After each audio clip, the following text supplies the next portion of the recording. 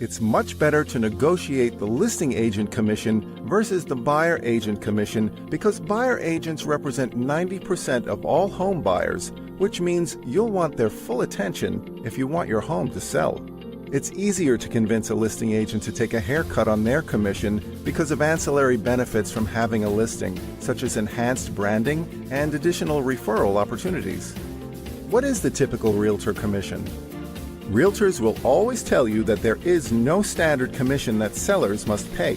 However, in practice, real estate commissions have always hovered around 5 to 6% of the sale price in the United States. Average commission rates are no different if you're selling in high-priced metropolitan areas like New York City or the San Francisco Bay Area. This means realtors in New York City make 10 times more money than their cousins out in the country. Why do realtors quote 6% as a commission rate? Realtors quote 6% as a commission rate because the market rate buyer agent's fee is 3%, and most MLS broker associations require listing agents to co-broke at least half of the commission with cooperating brokers, i.e., buyer's agents. Can you negotiate the listing agent commission?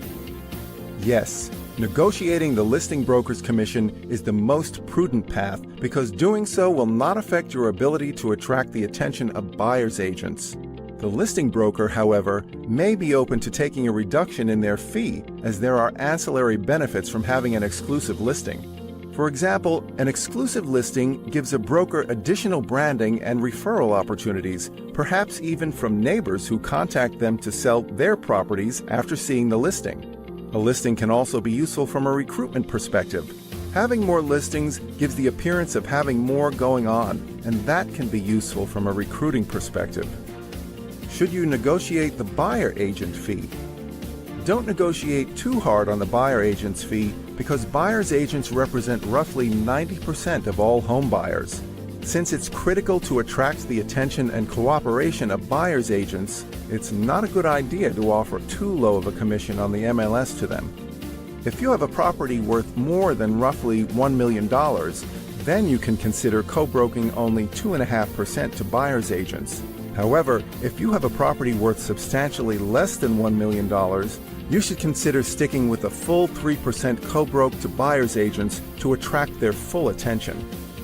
Negotiating commission for dual agency. Even though many of the larger franchises may not approve of any haircuts in commission, you may get lucky and have some of them agree to reduce the commission marginally for dual agency situations.